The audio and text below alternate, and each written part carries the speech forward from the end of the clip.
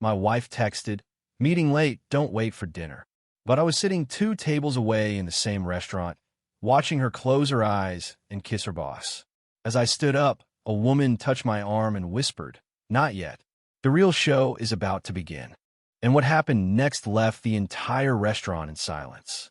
Before we continue, subscribe to the channel and tell us in the comments what city you're watching us from.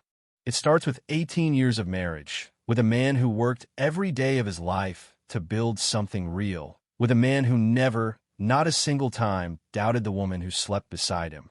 My name is Luciano. I'm 44 years old. I'm a civil engineer. I've been in the same sector for 20 years, building infrastructure, supervising projects, traveling when work required it, and always coming home. Always. That's what defined me. Not the money, not the title, not the finished projects, consistency, loyalty, always coming home. Mariana and I met when we were 23. She was studying business administration. I was finishing my engineering degree. A mutual friend introduced us at a dinner that neither of us wanted to attend. She arrived late with a smile that seemed to be both an apology and confidence at the same time, and I knew in the first 10 minutes that this woman was going to complicate my life in a way I would be forever grateful for. And so she did. We got married 3 years later. We bought a small apartment that over time became a house. We went through tough times like everyone. There was a year when I was 31 when I lost an important contract, and we spent 6 months cutting back on every expense, every outing, every little luxury. Mariana never complained, or so I thought. March 14th of this year was our 18th wedding anniversary. 18, and I wanted to do something special, not something extravagant, not something that cost thousands of dollars, something with meaning, something that would tell her without words that after all this time, I was still choosing her, still seeing her. I booked a table at Antica, the Italian restaurant where we had dinner the first time I told her I loved her. It was a small place with warm light, white tablecloths, and a sommelier who knew every bottle as if they were old friends of his. It wasn't cheap. The reservation cost $220 just for the tasting menu, but for me, it was worth every penny, every single one. That day, I left work at 5 in the afternoon, something I almost never did. I changed in the office, put on the blue shirt she had always liked, and went straight to the restaurant to confirm the details in person. I wanted to make sure the table was well located. I wanted to ask them to put flowers. I wanted everything to be perfect. I arrived at 6:10 in the evening. The maitre d' recognized me, greeted me by name, and offered me a seat while he checked the reservation details. I sat at a side table near the entrance, ordered a mineral water, and took out my phone to check if Mariana had written me anything. And there was the message: "Meeting running late. Don't wait for me for dinner. I miss you, love." I read it with a smile. At first, I thought it was perfect for the surprise. I thought that when she arrived and saw me there with the flowers and the wine, she was going to laugh at such a perfect coincidence. I looked up from the phone with that smile still on my face, and then I saw her. She was at a table in the back, slightly diagonal from where I was sitting. She was wearing the black dress with the V-neck that I had given her on her last birthday. Her hair was down, the way she liked to wear it on weekends when there was no rush or obligations. And in front of her, with a glass of wine in his hand and a smile that I recognized immediately, was Oscar, her boss, the man who had been running the company where Mariana worked as a financial coordinator for 3 years. The man she always spoke of with that neutral and professional tone that I never questioned. The man who at that moment was brushing her hand on the white tablecloth, leaning towards her and kissing her slowly, deliberately. And she closed her eyes. She closed her eyes. That's what broke me inside. Not the kiss, the closed eyes. Because you don't close your eyes like that for something you don't want.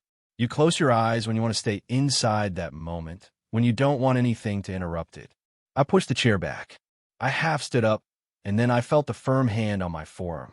A woman of about 45, dark hair tied back, a formal gray suit, looked at me with a calm that didn't fit with anything I was feeling at that moment. Her eyes weren't of pity. They were someone who knows something I didn't know yet. And she told me in a very low voice, almost pressed against my ear, "Not yet.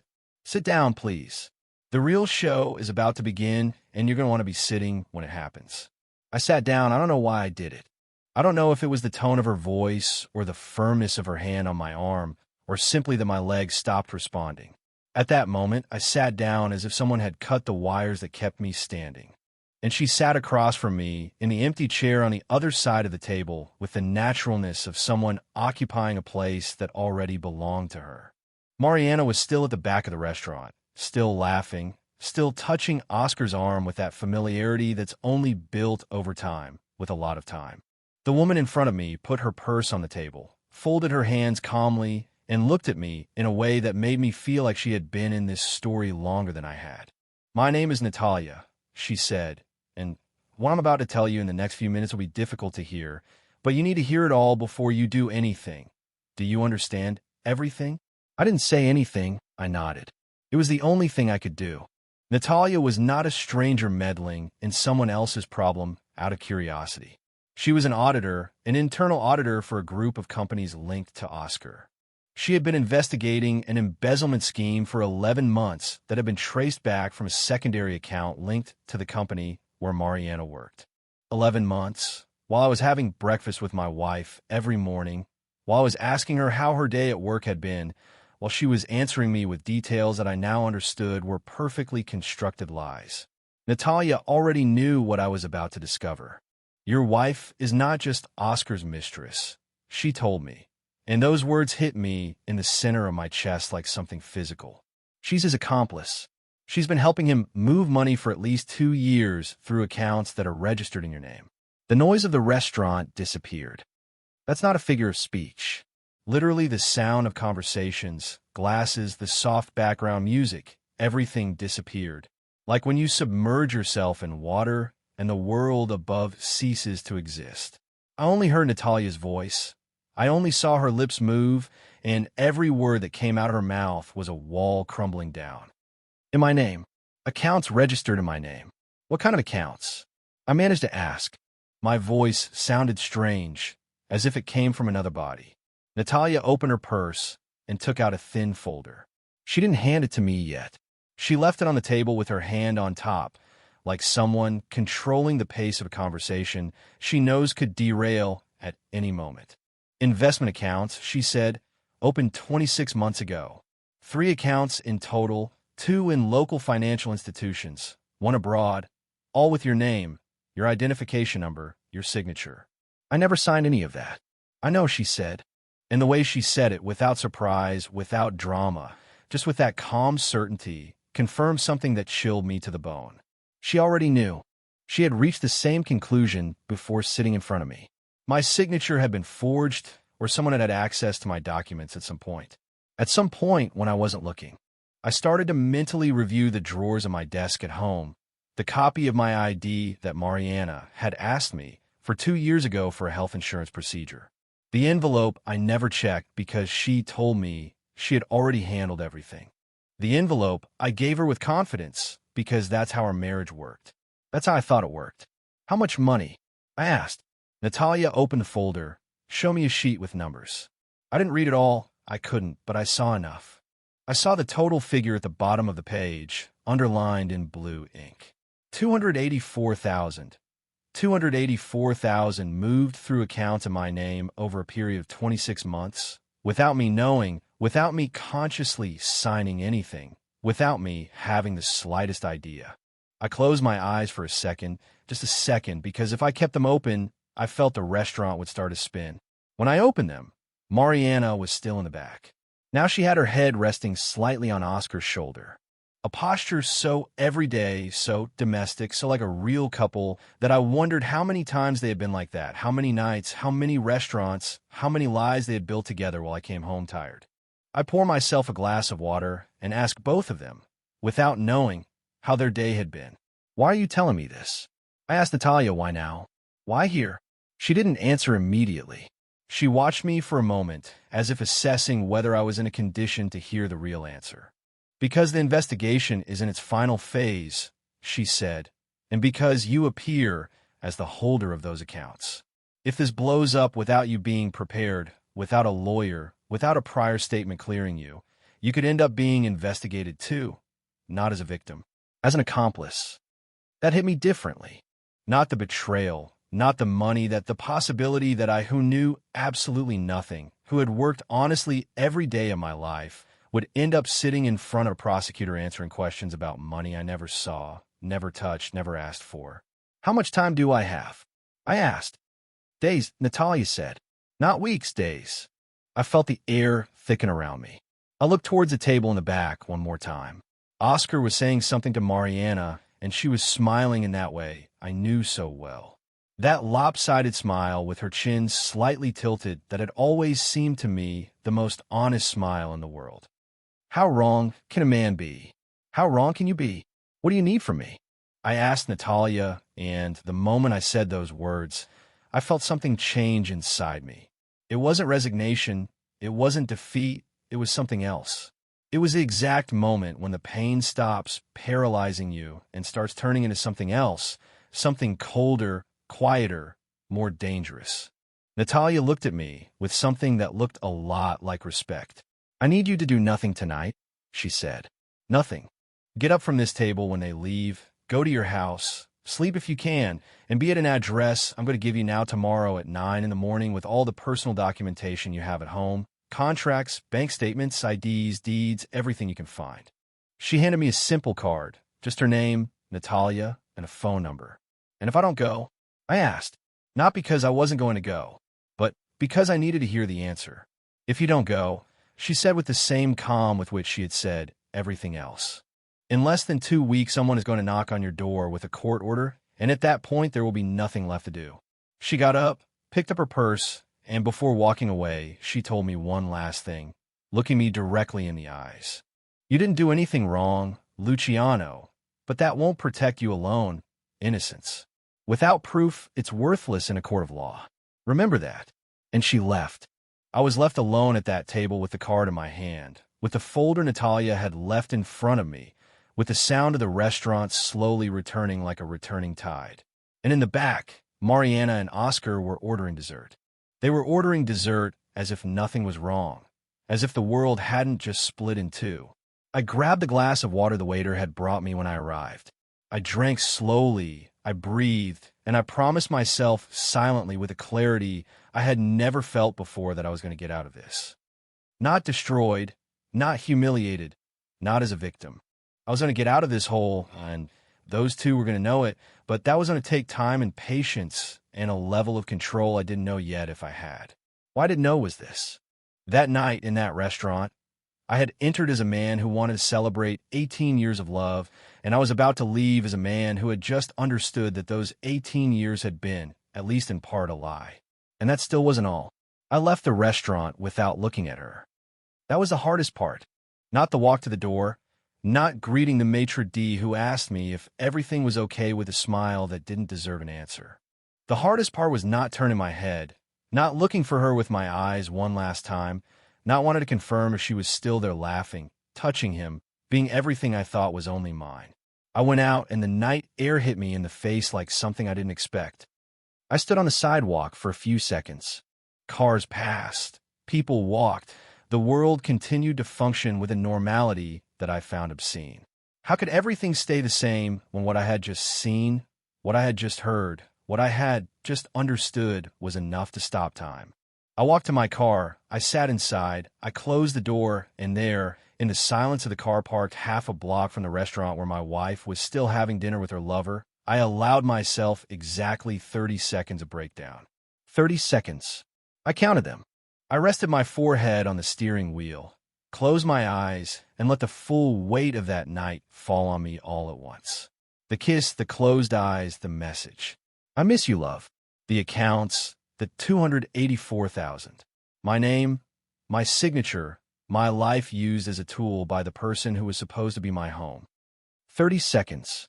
When I lifted my head, something had changed. I can't explain it well. It was as if those 30 seconds had been enough to empty something and fill something else. The pain was still there. Of course it was, but on top of the pain, something firmer had appeared, something that didn't tremble. I started the car and drove home. The journey was 22 minutes under normal conditions. That night it took me longer because I drove slowly with both hands on the wheel, breathing consciously, like when you know you can't afford to make a mistake of distraction. At some point, the phone rang. It was Mariana. I let it ring. Then a message arrived. Have you eaten? I'm still in the meeting. This never ends. Don't wait up for me. I read it at a traffic light. I saved it. I saved every message, every lie, every detail with the same coldness with which one archives an important document, because that's what it was now. Evidence. I got home at 8:40 in the evening. I walked through the door I had crossed thousands of times. I turned on the entrance light, and I stood in the hallway looking at everything as if for the first time. The paintings we had chosen together. The photo from the trip to Portugal 4 years ago framed on the console, where we were both smiling in front of the ocean. The vase she had bought at a craft market that I had never liked, but I never said anything because she loved it. Everything was the same, and nothing was the same. I went straight to the study. I locked the door, something I almost never did. I sat at the desk and opened the folder Natalia had left me. I read it completely, this time slowly, line by line, the numbers, the dates, the names of the financial institutions, the 3 accounts, the transactions recorded for 26 months. 26 months. I started to do the mental calculation. 26 months ago, what had happened? What had changed? I closed my eyes and went back in time like someone reviewing a film frame by frame, looking for the moment when something was wrong and no one saw it. And then I remembered. Exactly 27 months ago, Mariana had asked me for a copy of my ID and my tax registration number. She told me it was to update the beneficiaries of the company's health insurance. She asked me on a Tuesday morning while I was having a rushed breakfast with a meeting in 40 minutes. I looked for it. I gave it to her in an envelope, and I never thought about it again. I never thought about it again. I opened the bottom drawer of my desk, where I kept copies of personal documents. I checked everything. Work contracts, house deeds, bank statements from the last 3 years, insurance policies. And they're in a manila envelope that I remembered having saved but never having reopened were the copies of my identity documents. Intact, which meant that the ones Mariana had used to open those accounts were copies she had made before returning them to me. Copies I never authorized. Copies she had kept for a purpose that at that time, 27 months ago, I couldn't have imagined even in my worst nightmares. I took out everything I found. I put on the desk in neat piles, personal documents, bank statements, contracts. And as I did it, as my hands moved papers with a precision that my head couldn't quite process, I began to understand something that was almost more painful than the kiss I had seen that night. This had been planned. It wasn't an affair that got out of control. It wasn't a moment's weakness. This was a calculated operation, sustained over time, with concrete steps, with false documents, with real money. Mariana hadn't stumbled upon Oscar and lost her head. Mariana had built a parallel structure with him, a parallel life. And I had been part of that structure without knowing it, without consenting to it, without having the slightest idea. I got up, went to the kitchen, poured myself a glass of water, drank it standing up, looking out the window at the dark garden in the backyard, the same garden where 2 weeks ago Mariana and I had had coffee on a Sunday morning, and she had told me she was happy, that she was very happy, that sometimes she couldn't believe how good her life was. She had said, looking me in the eyes. She had said it with a smile. I went back to the study. I sat down, and I picked up the phone. It was 10:15 at night. I hesitated for a moment. Then I dialed. Julian answered on the second ring. Julian had been my best friend for 22 years. We had met in college. We had shared an apartment for 3 years. We had been witnesses at each other's weddings. He knew Mariana almost as well as I did, or so we both thought. Luciano, he answered with his usual voice, a bit hoarse, always calm. Everything okay? Not a single word I said changed the tone of the conversation. There was a short pause. Where are you? At home. Is she there? No, not yet. I'm on my way. You don't have to. I'm on my way, he repeated and hung up. That was Julian. No unnecessary questions, no drama. Number 20 minutes of what happened. Tell me everything. Oh my God. Just, I'm on my way. 22 years of friendship are summed up in that, in knowing when someone needs you to show up without being asked twice. While I waited, I reviewed the documents again. I started to make a mental list of everything I needed to gather for the next morning. Natalia had said 9 o'clock. Contracts, bank statements, IDs, deeds, everything I could find. I found more than I expected. In the drawer where Mariana kept her health insurance things, which I never opened because it was her drawer, I found something that shouldn't be there, a credit card statement I didn't recognize. In my name, with a 15,000 limit, with transactions going back 16 months, restaurants, hotels, a 4,000 transfer to an account I didn't recognize, a recurring monthly charge of 300 to a service I didn't immediately identify, a credit card in my name that I had never requested. I stared at it for a moment. The physical card with my name embossed on the black plastic. Luciano, my name, my credit, my financial history used to finance a life that wasn't mine. I heard the doorbell. It was Julian. I opened the door. He looked at me for a fraction of a second, assessed everything my face said without words, and entered without saying anything. He went straight to the kitchen, poured 2 glasses of water, came back to the study, closed the door, sat down, and looked at me. "Tell me." And I told him everything, from the restaurant, from the message, from the kiss, from Natalia, from the numbers, from the folder, from the credit card I had in my hand. Everything without pauses, without perfect order, the way it comes out when something has been accumulating inside for hours and finally finds a way out. Julian listened to me without interrupting, without exaggerated gestures, without the "it can't be repeated" every 30 seconds that anyone else would have said. He heard me out completely, and when I finished he was silent for a few seconds. Then he said something that anchored me. "Luciano, listen to me carefully. This doesn't get resolved tonight, and it doesn't get resolved with a confrontation. It gets resolved with a lawyer, with documents, and with a cool head. Are you listening to me?" I nodded. "Tomorrow you're going to that meeting with Natalia, and I'm going with you." I didn't argue because he was right and because at that moment what I needed most wasn't for someone to tell me everything was going to be okay. I needed someone to tell me exactly what had to be done. But what neither of us knew yet was that what we were going to discover the next day was much worse than everything I had found that night. Much worse. I didn't sleep. It wasn't a decision. It wasn't that I went to bed and sleep didn't come. It was I didn't even try. I stayed in the study until 2 in the morning with Julian, reviewing documents, organizing everything into folders, making lists. When he left, I continued alone. When I heard the front door open at 11:40 at night, I knew it was Mariana. I heard her footsteps in the hallway. I heard her stop for a second in front of the study door, probably seeing the light on underneath. And then I heard her continue walking towards the bedroom without knocking.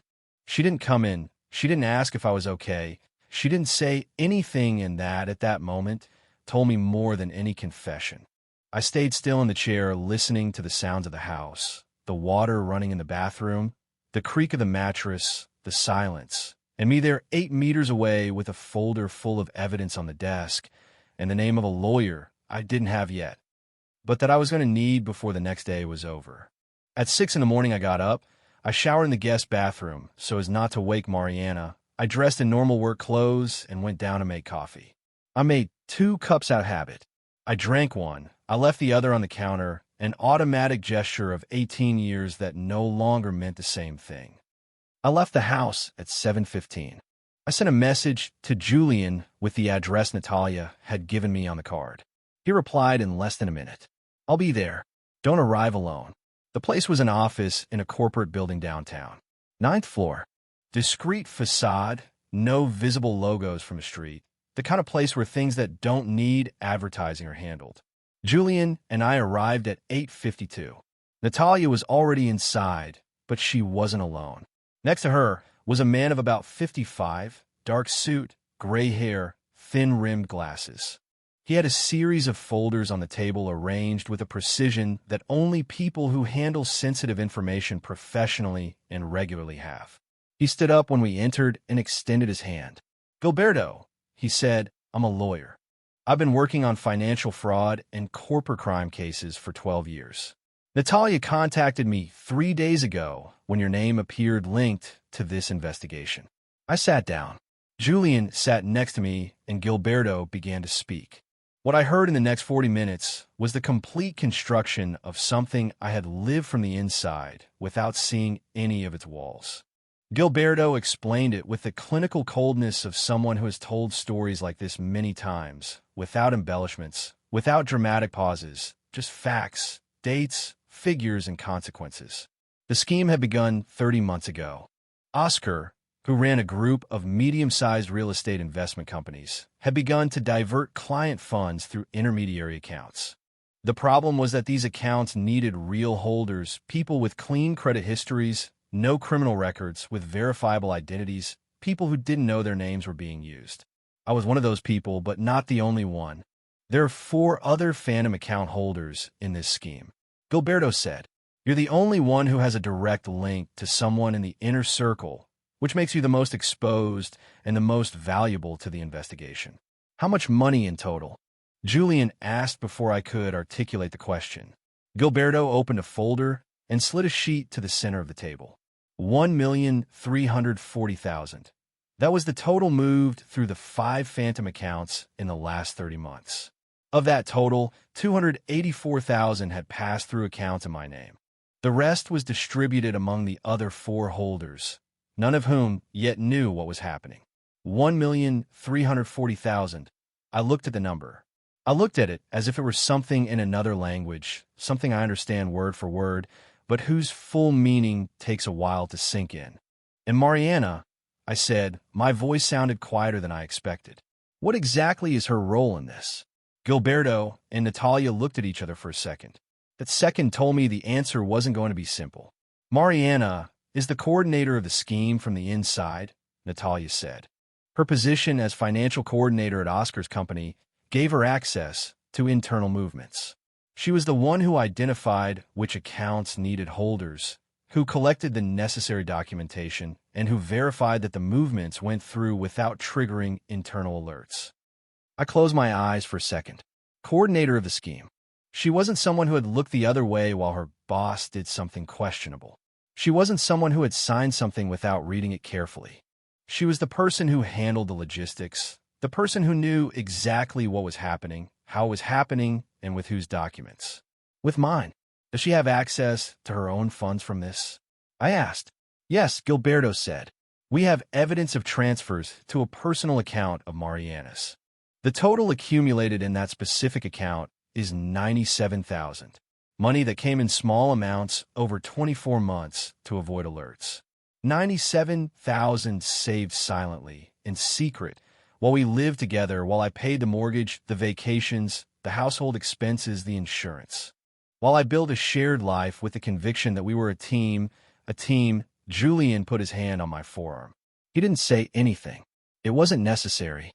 "I need to understand my legal situation," I said, looking at Gilberto directly, clearly, without softening it. Gilberto nodded. I appreciated it.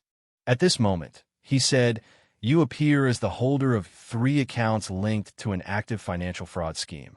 If the investigation proceeds without you having filed a formal statement clearing yourself, there is a real risk that you will be included in the process as a defendant, not as the author probably, but as a necessary participant until proven otherwise. And if I come forward now, if I cooperate, if you come forward today with documentation that proves your signature was forged and that you had no knowledge of the existence of these accounts, the scenario changes completely. You go from being a possible defendant to being a victim with a name and evidence. And that, in legal terms, is a difference that changes everything." I breathed slowly. "What do you need from me?" Gilberto opened another thinner folder with a form on the first page. "A statement signed today, the original documents you brought, and authorization for handwriting experts to compare your real signature with the ones that appear on the account opening contracts. If the expertise confirms the forgery, which is what we expect, you are formally protected." I took out the folder I had brought from home. I put on the table all the documents I had gathered the night before: bank statements, contracts, IDs, the credit card I'd found in Mariana's drawer. When Gilberto saw the credit card, he stopped, he picked it up, he looked at it. He looked at Natalia. "Where did this come from?" he asked. "From my wife's drawer at home." I said, "It's in my name. I never applied for it." Gilberto turned it in his fingers for a few seconds with the concentration of someone who has just found an unexpected piece in a puzzle he thought he knew well. "This complicates her case," he said slowly. Significantly. Why?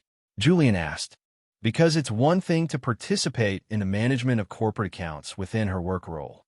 That can be defended with some ambiguity, but to have in her possession a credit card in her husband's name, which he is unaware of, with her own transactions, that's identity theft.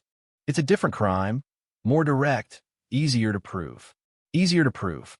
Those three words resonated in a particular way. I signed a statement that same day.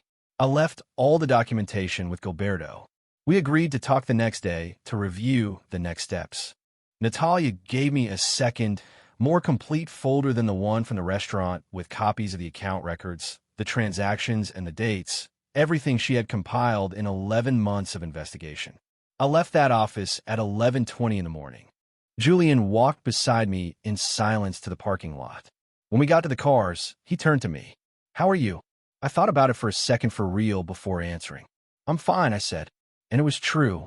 Not in the way you say I'm fine, so the other person doesn't worry. It was true in another way.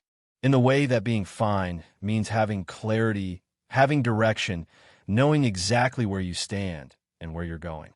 The pain was still there. Of course it was. It was going to be there for a long time, but on top of the pain, there was something that morning had become more solid than ever, a plan. And what came next was the part for which I needed to be completely cold, because Mariana still didn't know anything, Oscar still didn't know anything.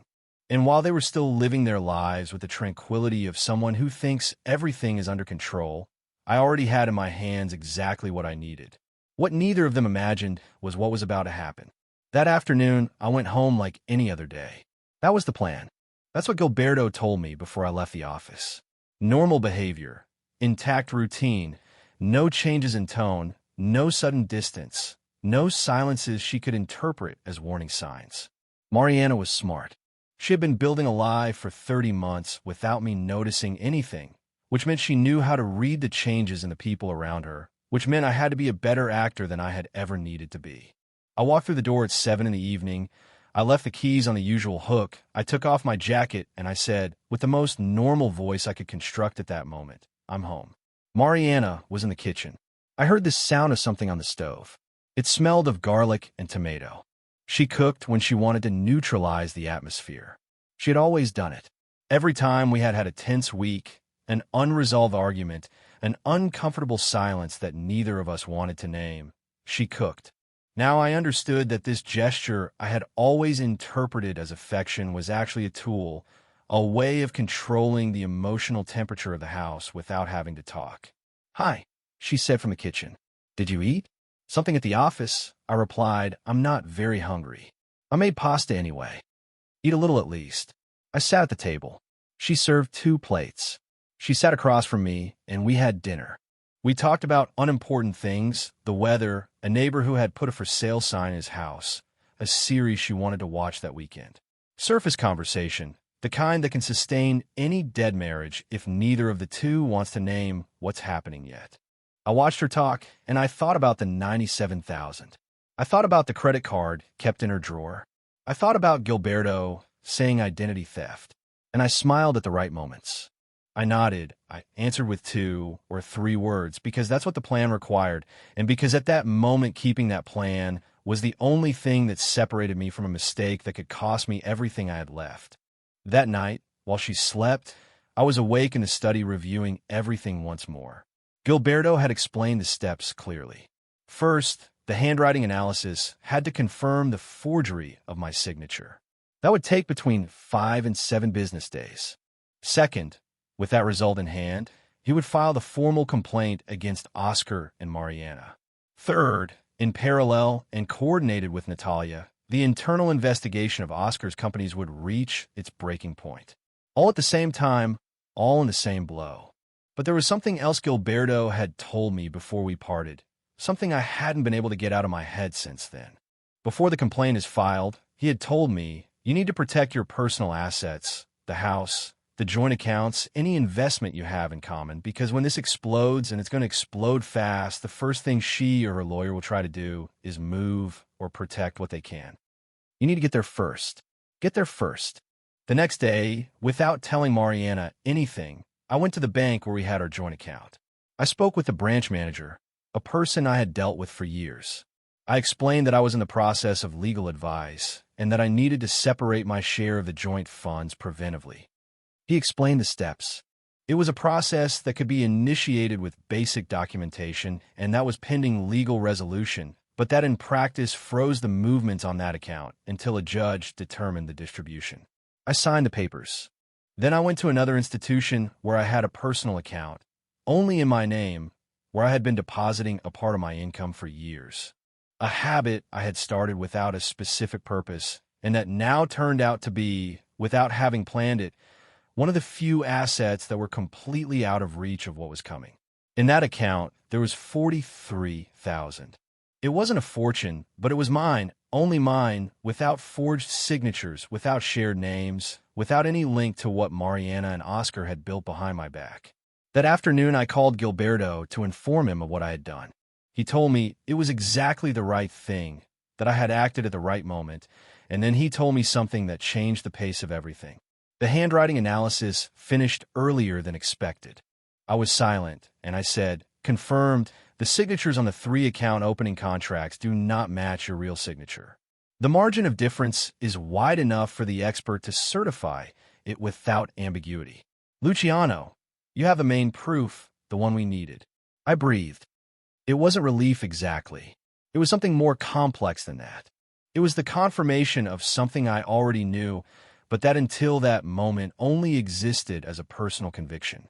Now it existed as an official document signed by an expert with legal validity. My innocence ceased to be just my word and became verifiable proof. "When do we file the complaint?" I asked. "I want to wait 2 more days," Gilberto said. "Natalia needs to coordinate the timing with her team.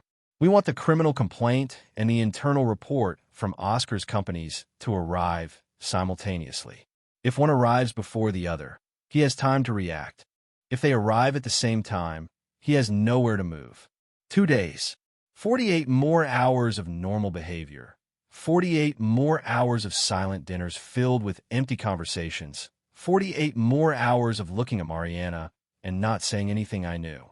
It was the longest and shortest period of my life at the same time. The first of those 2 days passed without incident. I went to work, I attended my meetings, I answered emails, I had lunch with a colleague without being able to concentrate on anything he was saying. I went home. I slept 3 hours. The second day was different. In the middle of the morning, I received a message from Julian. Short, direct. "Call me when you can." I found something. I called him from the office parking lot with the engine off and the windows closed. "Luciano," he said, "do you remember the trip you took to Monterey last October? The 4-day one for the infrastructure project?" "Yes," I said. "What about it?" "That weekend, while you were away, Mariana and Oscar were at a hotel in the city. I have the photos. Someone who prefers to remain anonymous sent them to me this morning, but who apparently has wanted this to come out for some time." I didn't say anything for a few seconds. "What kind of photos?" I asked. "Photos of the 2 of them entering the hotel, leaving the next day. Nothing explicit, but clear enough to establish the relationship. There are dates, there's a location, there's context. Send them to Gilberto." I already did. I hung up. I stared at the windshield for a moment. Last October, 4 days in Monterey. Me calling her every night from the hotel, telling her how the day had gone, asking her if she had eaten well, if she had slept well, if she missed me. And she answering from a hotel room with Oscar beside her, answering that yes, she missed me very much. I closed my eyes, not because of the pain, although the pain was there. I closed them because I needed a second to let that piece of information settle in the right place. Not in the place of the heart where it would have shattered everything, in the cold place, in the place where I was building what was coming. Because each new piece of evidence was not a new wound. It was another brick in the wall that was going to surround them both. And that wall was almost finished. What neither of them knew was that in less than 24 hours, everything they had built together in silence was going to start to collapse. Not slowly, not with warnings, all at once, with a name, with a last name, with signed and sealed documents, and with no possibility of escape. The clock was ticking, and this time was not on their side. The night before everything exploded, I didn't sleep for an hour. It wasn't anguish. It wasn't fear. It was something more like the vigil of a surgeon before an operation that he knows admits no mistakes. That tense, cold clarity, where every thought has a purpose and there's no room for noise. I stayed in the study until 4 in the morning, mentally reviewing every step, every document, every conversation with Gilberto, verifying that there were no loose ends, no cracks through which something could escape. Mariana slept without problems that night. I know because at some point I passed through the hallway and heard her even breathing through the closed door. She slept with the tranquility of someone who believes everything is under control, that no one knows anything, that tomorrow is going to be a day just like all the previous ones. That was the last thing she was going to think that night with that tranquility. At 6 in the morning, I showered. I got dressed, I made coffee, and I waited. At 8:05, the phone rang. It was Gilberto. "Everything's ready," he said. "Natalia is coordinating from her side at 10. We file at 10:15. Do you have everything I asked for?" "Everything." "Then I'll see you at the office at 9:30. And Luciano," he paused briefly. "Today's the day. Keep your cool until the end." I hung up. Mariana came down at 8:20. Blue robe, hair tied back, face of someone who has just woken up without a rush. She looked at me from the kitchen entrance with that everyday expression and said, "Did you make coffee already?" And I told her yes, and I poured her a cup and I put it in front of her with the same naturalness as always. It was the last coffee I served her in that house. I said goodbye with 2 words. I grabbed my briefcase and I left. I didn't kiss her on the cheek as I used to. It wasn't something noticeable either. Sometimes I left in a hurry. She didn't say anything. She continued with her cup in her hands, looking at the garden through the window. I didn't know at that moment if I felt sadness or relief. I think I felt both at the same time, mixed in such a deep way that it was impossible to separate one from the other. 18 years are not erased in one morning. Not even when the evidence is as clear and as cruel as what I had in the briefcase I was carrying. But the love I felt for her, that real love that had been true for a long time, couldn't protect her from what she herself had built. I arrived at Gilberto's office at 9:25. Julian was already there. Natalia arrived 3 minutes later with a thick folder under her arm and that expression of someone who has been waiting for this moment for almost a year. We sat around the table. Gilberto reviewed every document one last time with surgical meticulousness. The handwriting analysis, the bank statements, the credit card, the hotel photos that Julian had obtained, the transfer records, everything organized, everything dated, everything with the necessary legal backing. "Good," Gilberto said when he finished. He closed the last folder and looked at all of us. "I'm going to explain exactly what's going to happen in the next few hours, so that no one is caught by surprise." Natalia would present first at 10 o'clock sharp. Her team would deliver the internal audit report to the board of directors of the companies linked to Oscar. That report documented the entire scheme, the amounts, the accounts, the movements, and named Oscar as the main author and Mariana as the operational accomplice. At the same moment, the corporate accounts involved would be preventively blocked, including those that were in my name. 15 minutes later, Gilberto would file the formal criminal complaint. Financial fraud, document forgery, identity theft, misuse of personal data. For different charges, each supported by verifiable documentation and by the statement of a direct, identified victim. Me. How much time passes between the filing and the visible consequences for them? Julian asked. It depends on the judge on duty, Gilberto said. But with this volume of evidence and with the coordination with the internal investigation, we estimate that the precautionary measures, which include freezing personal accounts and a travel ban for both, could be active before noon. Before noon. While Mariana was having her second coffee of the morning in our kitchen, believing that the day was just like all the others, I signed the last documents Gilberto needed. My hand didn't shake. I noticed it with a kind of quiet pride. Not because I didn't feel anything, but because what I felt was no longer bigger than me. At 10:03, Natalia sent the report from her phone with a certified copy. She looked at me when she did it and nodded slightly. It was a small signal, but it had the weight of 11 months of silent work. At 10:17, Gilberto filed the complaint. And then we waited. The room fell into a particular silence, not uncomfortable. The silence after something important has just been set in motion, and no one wants to interrupt the moment with unnecessary words. Julian had his elbows on the table and was looking at his phone. Natalia was checking her email with that professional calm I already recognized as her natural state. Gilberto poured himself some water and leaned back slightly in his chair. I looked at the ceiling. I thought about the restaurant, about the warm light of Antica, about the white tablecloths, about the message that arrived on my phone while I was 2 tables away. I miss you, love. I thought about the closed eyes, about Natalia's hand on my arm, about that phrase that had changed the course of everything. Not yet. The real show is about to begin. She was right. Boy, was she right. At 11:40, Natalia's phone rang. She answered. She listened. She said 3 words, and she hung up. She looked at us. Oscar's accounts are blocked. The board of directors has suspended him from his duties immediately, pending investigation. There's a team of external auditors entering the building right now. Julian let out his breath slowly. I didn't say anything. I felt something, yes, but it wasn't the euphoria one might expect at that moment. It was something more like confirmation, the feeling that the world, which for weeks had been twisted and incomprehensible, had just righted itself again. 20 minutes later, Gilberto's phone rang. He spoke in a low voice, took notes, and when he hung up, he looked at us with that expression of a lawyer who has seen many cases, but who recognizes when one goes well. The precautionary measures were approved. Personal accounts of Oscar and Mariana frozen with immediate effect. Travel ban for both active from this moment.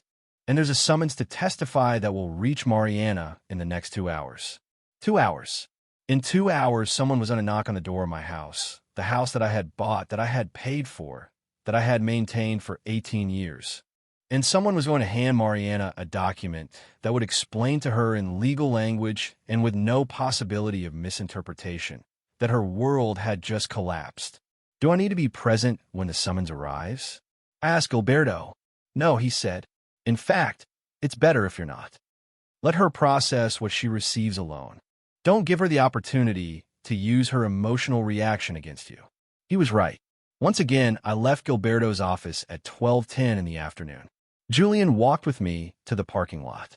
The sun was out, a sun of the kind that doesn't ask for permission, that falls directly and without a filter. I stopped for a moment on the sidewalk. I closed my eyes and I let it hit my face. How are you? Julian asked. The same question as always, the one he had asked me in the study that first night. The one he had asked me in the parking lot after the meeting with Gilberto. The one he knew how to ask without it sounding like a formula. I'm whole, I said. It was the most honest answer I could give. I wasn't okay in the simple sense of the word. I was whole, which is something different and much harder to achieve when everything you thought was solid proves to be hollow. What are you going to do now? He asked.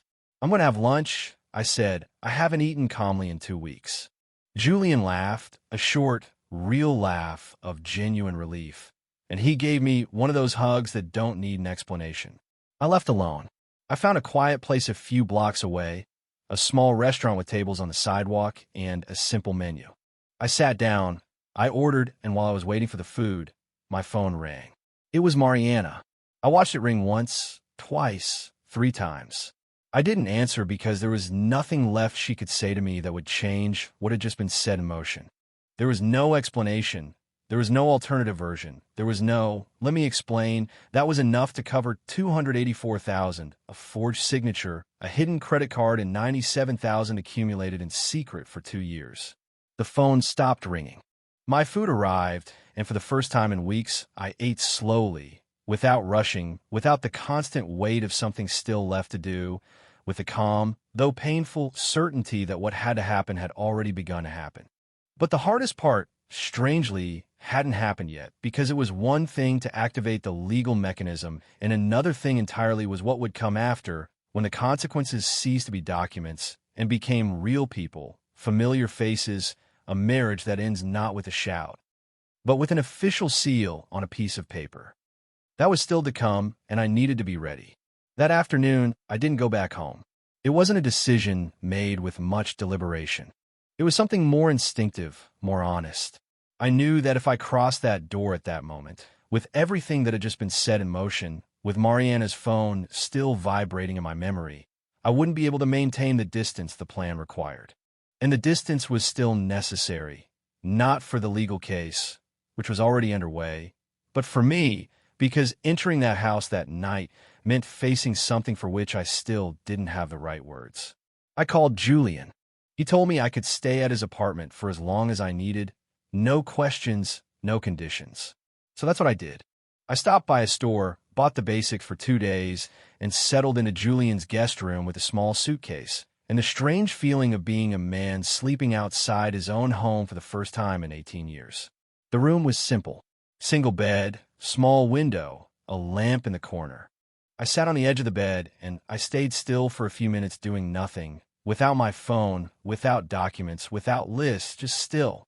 And in that silence, without the shield of action and strategy, why I've been holding back since the restaurant arrived. I didn't cry much, I'm not one of those, but I cried enough for something that was tight inside to find a way out.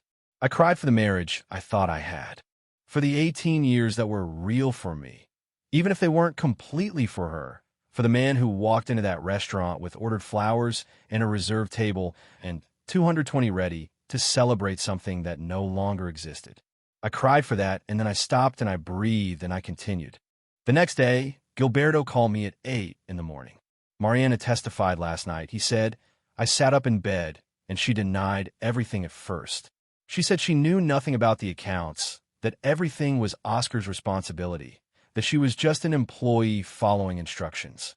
He paused, but when the prosecutor showed her the credit card in her name, found in her possession, and when they presented her with the records of transfers to her personal account, the story began to change. How much did it change? Enough to incriminate herself more, not less. She tried to build a version where she was a minor accomplice under pressure from Oscar, but the records show active decisions, not passive ones. There are emails where she gives instructions. There are messages where she confirms movements. She's not a person who obeyed orders. She's a person who coordinated operations. I closed my eyes for a second. Coordinated operations. My wife, the woman I had had breakfast with thousands of mornings, the woman who had asked me to accompany her to the hospital when her mother was sick, the woman who cried at certain movies and who kept the birthday cards I gave her in a box in the closet. That same woman coordinated fun diversion operations using my identity. And Oscar? I asked. Oscar has had a lawyer for hours, an expensive criminal lawyer. He's going to fight every charge, but the evidence Natalia built over 11 months is solid. His lawyer knows it. That's why early this morning, there was a preliminary contact from Oscar's team asking if there's a possibility of negotiation. Negotiation of what? Of charges. Reduction of sentence in exchange for full restitution of the funds and collaboration with the investigation to identify other participants in the scheme who have not yet been named. I breathed slowly. Does that include what went through the account in my name? It includes everything. The $284,000 would be fully restituted as part of the agreement with interest because the time period activates that clause. With interest, $284,000 plus interest calculated over 30 months of misuse. Gilberto explained that the exact amount would depend on the settlement process, but that the base figure was not in dispute. The evidence was too clear for Oscar to try to deny it. And the money in Mariana's account, the $97,000, that's subject to the criminal proceedings against her independently. As part of the illicitly obtained assets, they enter a forfeiture process. You can present yourself as a directly affected party in that process, which gives you the right to claim a portion of those funds. A portion of those funds. I wrote everything down, every number, every legal term, every next step that Gilberto explained to me with that methodical patience I had already learned to value more than almost anything else in those weeks. When I hung up, I looked at the notes for a moment, and then I made a decision I had been postponing since I left the house 2 days ago. It was time to go back, not to talk to Mariana. Gilberto had been clear that all communication between us had to go through the lawyers from that moment on, but to collect what was mine, to be in my own house, not to leave the territory to her by omission. I arrived at 11 in the morning. Mariana's car wasn't in the garage. I went in with my key. Everything was the same as always, with that domestic normality that now seemed almost surreal to me. The same furniture, the same paintings, the same vase I had never liked. I went straight to the study. I took a large suitcase from the hallway closet, and I started to separate the things I needed: clothes, personal documents, objects with real sentimental value. Not much. I didn't want much. I wanted the essentials, and I wanted to leave before she arrived. I was folding clothes when I heard the door. Mariana entered the house without knowing I was there. I heard her footsteps in the hallway. I heard her stop when she saw the study light on, and then I heard her open the door. We looked at each other. I didn't know what I expected to see on her face. Guilt, fear, that expression of someone who has been discovered and has nowhere to hide. I saw something more complicated than all that. I saw a woman who seemed to have aged 5 years in 2 days. Swollen eyes, a tense face, that posture of someone who has been carrying something very heavy for many hours and can no longer hide it. There was a silence that lasted too long. It was she who broke it. "Luciano," she said. And in that single word, there was more than I wanted to hear. There was the beginning of an explanation I didn't need. There was the edge of an apology that no longer had anywhere to land. I interrupted her calmly, without raising my voice. "Don't talk," I said. "Nothing you say now will change anything, and everything you say can complicate your legal situation. So don't talk." She stood motionless in the doorway. "When did it start?" "Since the restaurant," I said. "I saw everything." She closed her eyes. That gesture seemed strangely familiar to me. The same closed eyes I had seen that night at Antica, only now the context was completely different. Now, she wasn't closing her eyes to stay inside a moment she wanted. She was closing them because the weight of what she had just understood was too much to bear with her eyes open. "You have a lawyer," I said. It wasn't a question. She nodded. "Good. For now, on everything goes through the lawyers. I'm going to pick up some things, and I'm leaving. The house is in legal proceedings pending resolution. Don't move anything. Don't empty anything. Don't transfer anything. Your lawyer already knows this." I continued folding clothes. She didn't move from the doorway for a moment that felt very long. Then she said something I didn't expect. Not an apology, not an explanation, just 4 words in a very low voice, with a weight I didn't know exactly how to classify. "You love me." I stopped. I looked at her, and I answered her with the simplest and most painful truth I had. "Yes, and you knew it. That's why it worked." I didn't say anything else.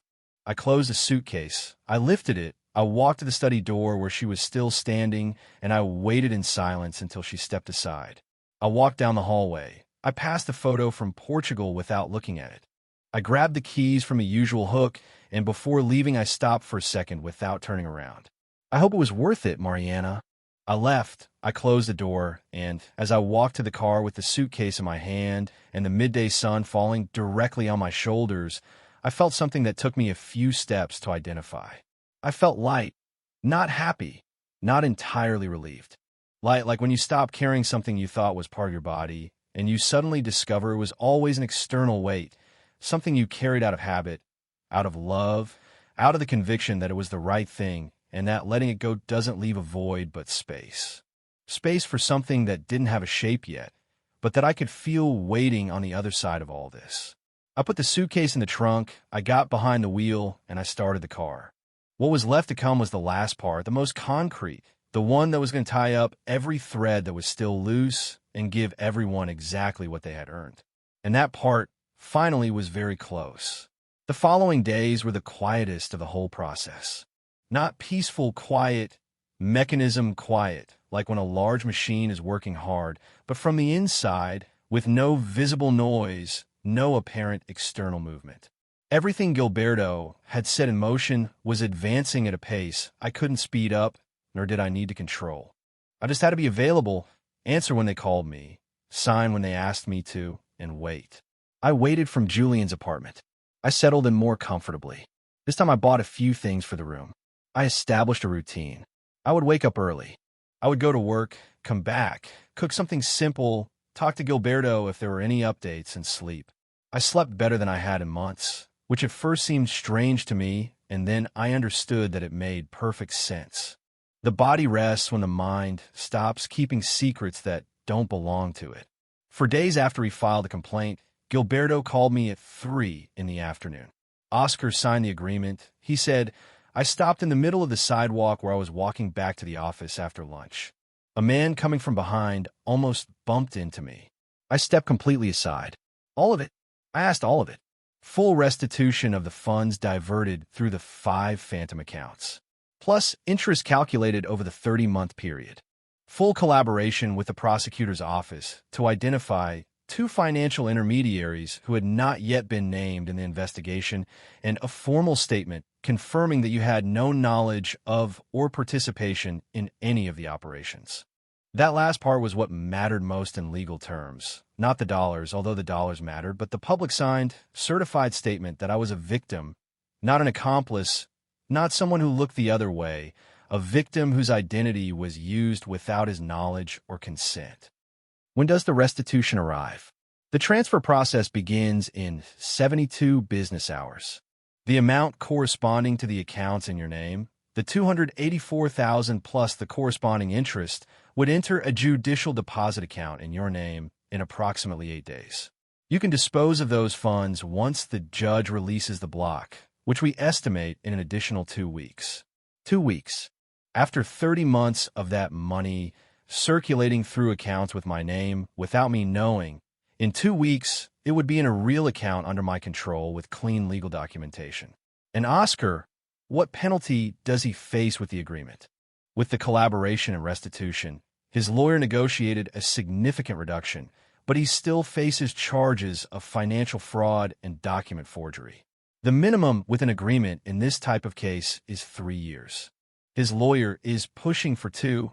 The prosecutor is holding at 4. They'll probably end up at 3 with conditions. 3 years. Oscar, who had dined at Annika with my wife while I was sitting 2 tables away, who had built a scheme of over $1 million on the basis of stolen identities, who had slept peacefully for 30 months believing everything was under control, was to spend the next 3 years paying the consequences of that tranquility. And Mariana, there was a pause, not long, but present. Mariana didn't sign an agreement, Gilberto said. Her lawyer tried to build a defense based on coercion, arguing that she acted under pressure from Oscar. But the prosecutor has the emails, has the messages, has the record of active decisions for 26 months. Coercion doesn't hold up with that evidence. So she's going to trial, which with what we have is a very difficult position for her. The prosecutor is confident. Gilberto paused. The charges she faces include fraud, forgery, identity theft, and illicit enrichment. The accumulation of those charges, if confirmed at trial, implies between 5 and 8 years. Between 5 and 8 years. I didn't feel satisfaction at that moment. I expected it in some way. I had imagined that when I heard those numbers, I would feel something that resembled justice becoming visible. And it was there, yes, but underneath everything else there was something more opaque, sadder, because 5 or 8 years didn't erase 18. They didn't undo the breakfasts, the trips, the nights, the conversations. They didn't turn everything that had been real into a lie. They just added an ending that no one should have chosen, but she chose it. That's what I had to keep reminding myself. It didn't happen to her. It wasn't an accident. It wasn't a moment's weakness. It was a decision sustained for 30 months, renewed every day, confirmed every time she looked me in the eyes and smiled. She chose it. Is there anything else? Gilberto said, and the tone in that phrase brought me completely back to the present. Tell me. The forfeiture process on the $97,000 in Mariana's account moved faster than expected. The judge determined that those funds are the direct product of illicit activity and ordered their immediate forfeiture.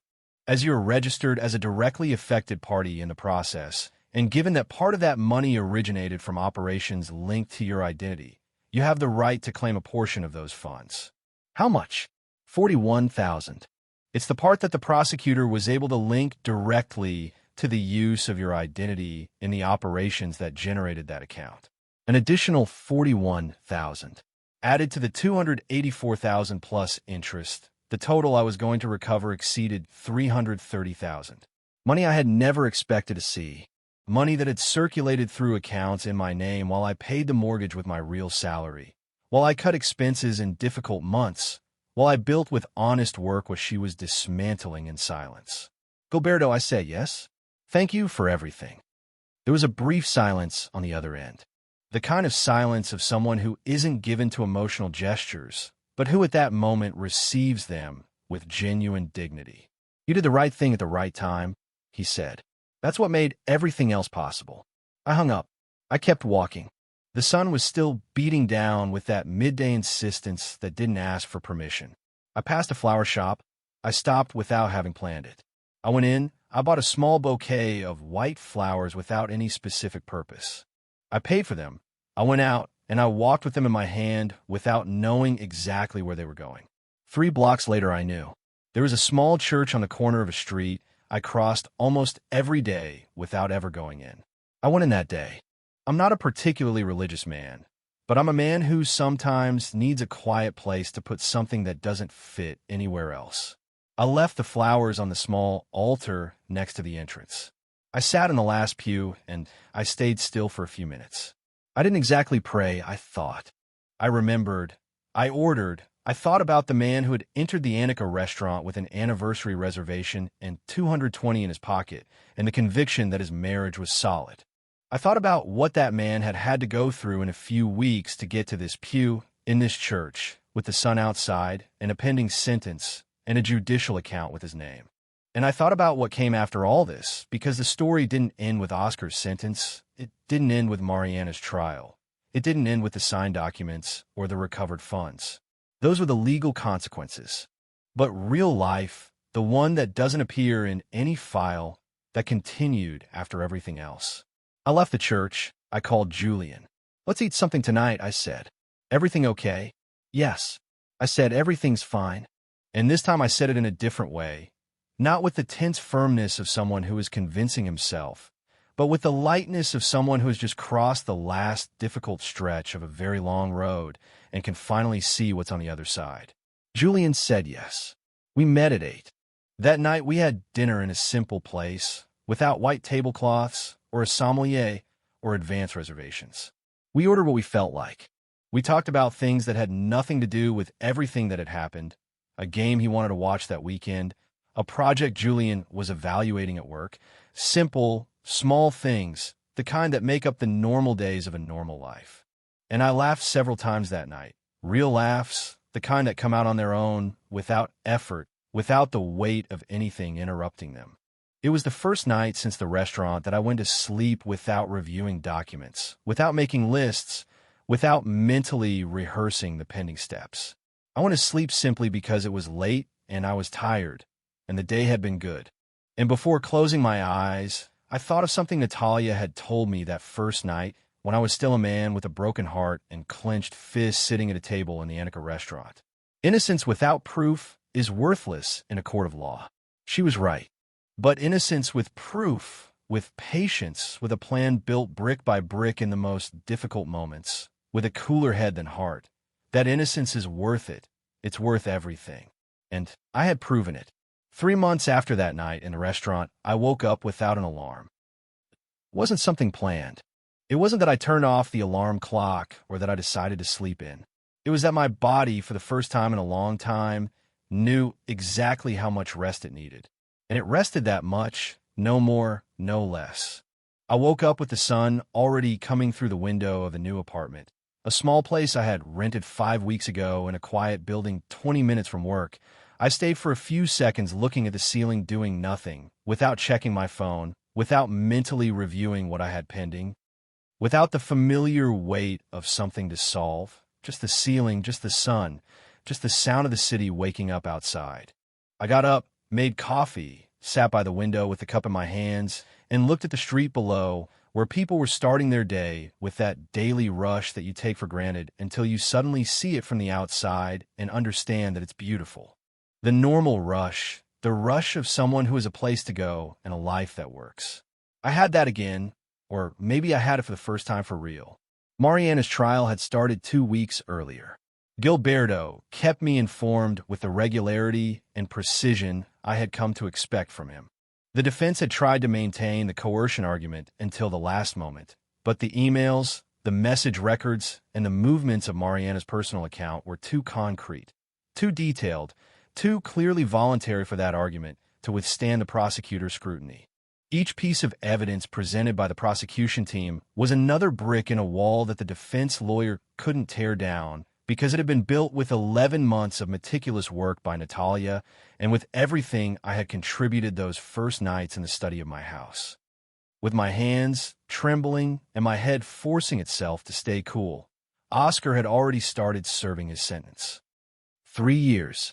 As Gilberto had estimated, a man who had run companies, who had dined in expensive restaurants, who had built a life of solid appearance on a structure of lies, was now in a place where none of those appearances had any value, and the 2 financial intermediaries he had identified as part of the agreement had also been prosecuted. The entire scheme, that mechanism of over $1,340,000 that had operated silently for 30 months, was completely dismantled. The funds that were due to me had arrived in my account 3 weeks ago. $330,000 with the calculated interest and the portion of the forfeiture. I looked at them on the bank screen for a moment that I didn't know exactly how to process. It wasn't celebration. It wasn't simple relief. It was something more like reparation, the physical sensation that something that had been taken without permission had returned to where it should always have been. I didn't spend it right away. I left it alone. I needed some time to pass before making any decisions about that money.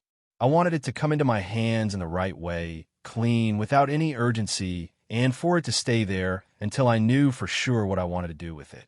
Gilberto had recommended not making big financial decisions in the first few months after a process like that, to let the dust settle, to wait until I had my head in a stable place before committing to anything. It was the best advice I'd been given in a long time.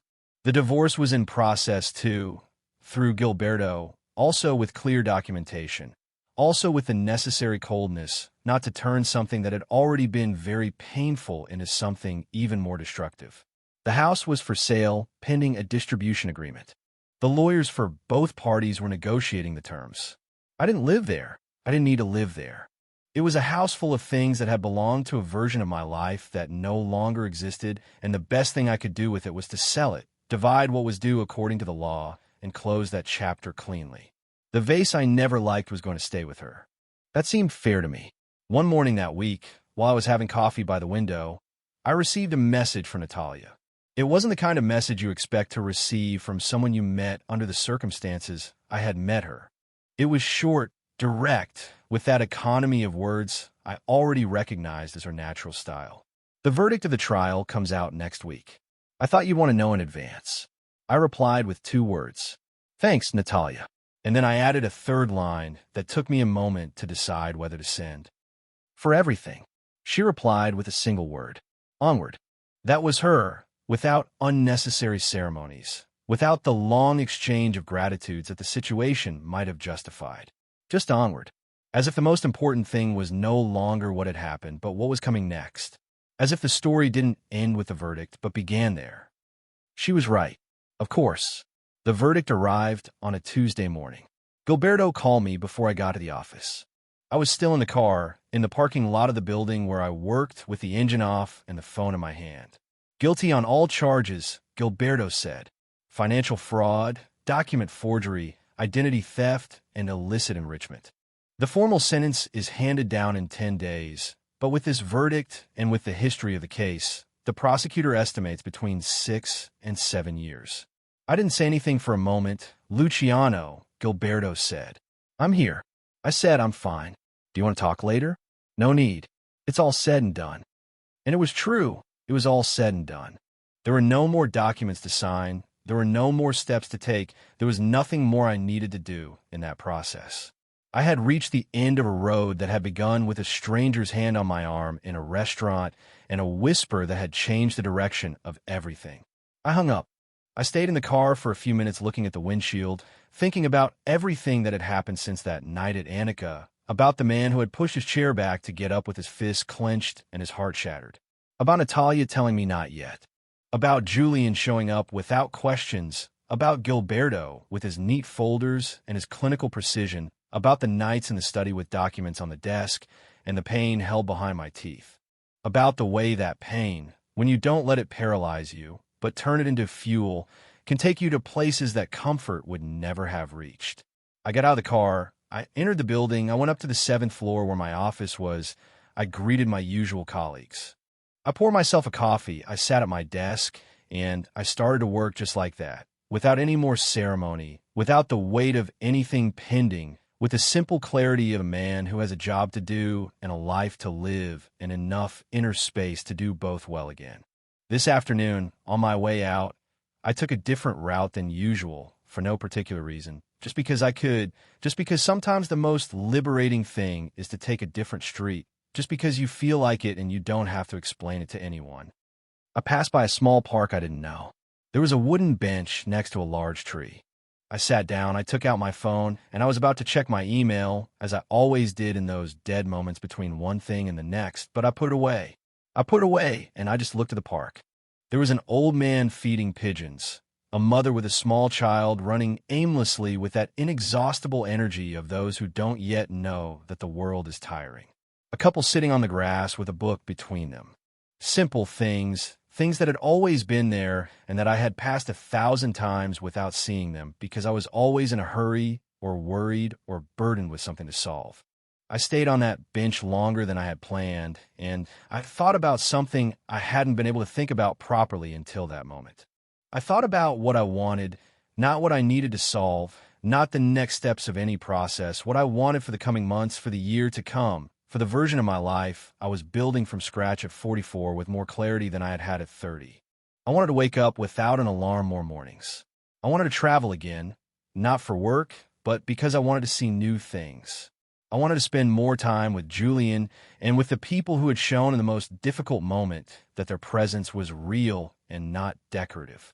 I wanted to work well and rest well and eat well and laugh when something was funny without needing a bigger reason to justify it.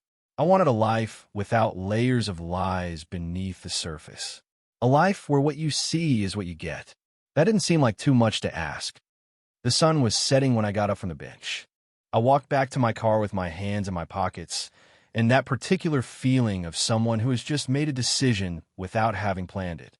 A decision without documents or signatures or lawyers. Just the decision to continue, to choose to continue consciously with everything that implied. Before getting into the car, I stopped for a second. I looked at the sky, that kind of evening sky that mixes orange and blue with a generosity that no one asked for, and that is there anyway, free for whoever looks up. I thought Natalia, of her Onward. She was absolutely right.